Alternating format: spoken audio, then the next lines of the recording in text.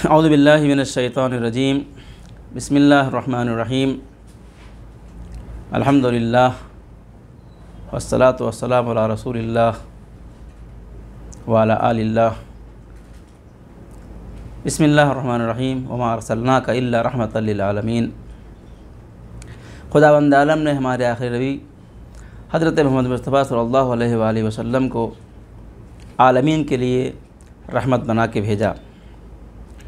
चुनांचे आप हर एक के लिए मेहरबान थे, हर एक के लिए रहमत थे। दुश्मन हो, दोस्त हो, अपना हो, पराया हो, सब के लिए आप रहमत थे।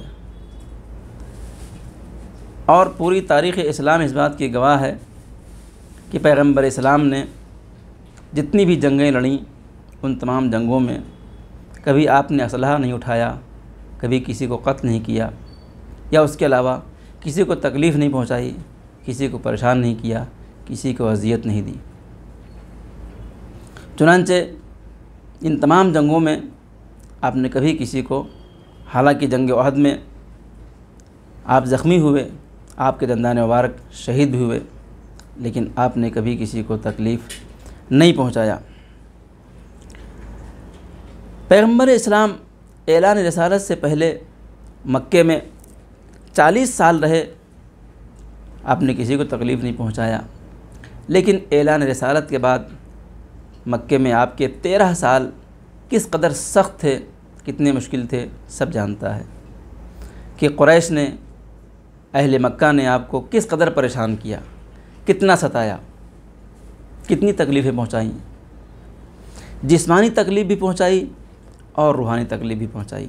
जिस्मानी तकलीफ़ इस तरह से कि आपके ऊपर कूड़ा फेंका, आपके रास्ते में कांटे बिछाए, आपको पत्थरों से मार के ज़ख्मी किया, आपके ऊपर गराज़तें फेंकी, और आखिरकार एक रात अहले मक्का तलवारें लेके पैगम्बर इस्लाम अलैहिस्सलातु वस्सलाम के घर को घेर लेते हैं और आपको मक्का छोड़ने पर मजबूर कर देते हैं। ये थी आपको जिस्मानी अज़ियतें। रूहानी अज़ियतें, आपको दीवाना कहते थे, आपको पागल कहते थे, आपको शायर कहते थे, आपको जादूगर कहते थे, आपको कहते थे आपके ऊपर जादू का असर हो गया है। ये रूहानी तकलीफ़ें थीं। लेकिन फिर भी मुरसल आज़म हर एक से बेहतरीन अंदाज़ और बेहतरीन अखलाक से मिलते थे। और बाज़ मग़रबी ममालिक के मुसन्निफ़ीन ने लिखा कि ये तो पैगम्बर इस्लाम मोहम्मद अरबी की मजबूरी थी, तो वो कमज़ोर थे तो करते क्या, लिहाजा वो सबसे अच्छे से मिलते थे, ये उनकी मजबूरी थी। लेकिन मैं आज के इस एपिसोड में आपको ये बता देना चाहता हूँ कि पैगम्बर इस्लाम का अखलाक, आपका किरदार, आपकी मेहरबानी, आपकी रहमत, आपकी मोहब्बत कभी मजबूरी नहीं थी, बल्कि ये आपकी आदत, खसलत और आपकी सरिश्त में शामिल था।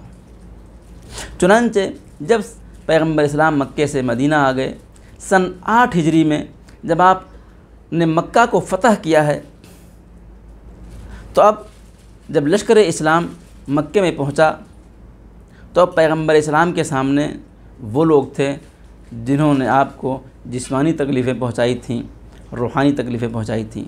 आपके ऊपर कूड़ा फेंका था, आपको सताया था, परेशान किया था, ताना और तशना दिया था, नहीं मालूम क्या क्या अल्फाज से इस्तेमाल किया था। अभी उनके कब्ज़े में थे और पूरा मक्का और अहले मक्का आपके कब्ज़े में थे। और रवायत में लिखा है कि जब लश्कर इस्लाम ने मक्के को फ़तह किया है और लश्कर इस्लाम अपनी तमाम अबूहत के साथ, अपनी तमाम रोब व दबदबे के साथ जब मक्के में दाखिल हुआ है, तो उस वक़्त पैगम्बर इस्लाम के लश्कर से किसी ने आवाज़ दी, अल-यौम यौमुल मलहमा, आज इंतकाम का दिन है। कल तुमने हमारे नबी को सताया था, आज हम इंतकाम लेंगे। अल-यौम यौमुल मलहमा, यानी आज इंतकाम का दिन है। मुरसल आज़म तक जब ये आवाज़ पहुँची कि कोई कह रहा है कि आज इंतकाम का दिन है, अल-यौम यौमुल मलहमा, तो पैगम्बर इस्लाम ने आवाज़ दी, अली जाओ और बुला के कहो, अल-यौम यौमुल मरहमा, आज मरहमत का दिन है, आज अफ़्व बख्शिश का दिन है, आज माफ़ करने देने का दिन है। चुनांचे पैगम्बर इस्लाम जब मक्के में दाखिल हुए और आपने पूरे मक्के पे कब्ज़ा किया तो आपने एक आवाज़ दी, ऐ अहले मक्का, ऐ कुरैश, तुम मुझसे क्या उम्मीद रखते हो? तो अहले मक्का ने आवाज़ दी, आप करीम हैं, हमारे करीम भाई हैं और हमारे करीम भाई की औलाद से हैं, हम आपसे करम की उम्मीद रखते हैं। अल्लाह अकबर। पैगम्बर इस्लाम ने उस दिन इरशाद फरमाया कि जो बात मेरे भाई यूसुफ़ ने अपने भाइयों से कही थी, आज मैं वो तुमसे कहता हूँ, ला तसरीब अलैकुमुल यौम, आज तुम्हारे ऊपर कोई ज़बरदस्ती नहीं है, कोई मुश्किल नहीं, कोई गुनाह नहीं है। जब तुम सबको आज़ाद किया और फिर पैगम्बर ने मक्के को फ़तह करने के बाद, आप तसव्वुर करें कि 8 सालों में जितनी जंगें हुई हैं, उन तमाम अक्सर जंगों में अबू सुफियान की तरफ से जो माली इमदाद थी वो अबू सुफियान की तरफ से, फाइनेंशियल जो सपोर्ट था वो अबू सुफियान का था।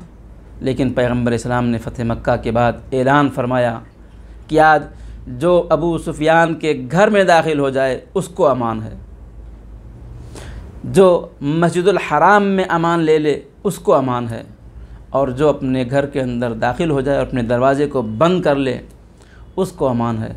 कितना बड़ा था कलेजा पैगम्बर इस्लाम का कि जिस मक्के के लोगों ने 13 साल आपको अज़ियतें पहुँचाई, तकलीफ़ें पहुँचाई, सताया, इतना सताया कि आपको मक्का छोड़ के जाना पड़ गया। आज जब अहले मक्का आपके कब्ज़े में थे तो आप चाहते तो इंतकाम ले सकते थे, लेकिन आपने एक उमूमी बख्शिश और अफ़्व का ऐलान कर दिया। बाद रवायतों में कि 10 लोगों को छोड़ के सबको पैगम्बर इस्लाम ने माफ़ कर दिया। अज़ीज़, आज हम पैगम्बर इस्लाम की इस सीरत से कितना दर्स हासिल करते हैं, हम कितना लोगों को माफ़ करते हैं। एक रवायत में पैगम्बर इस्लाम फरमाते हैं, अगर तुम जन्नत जाना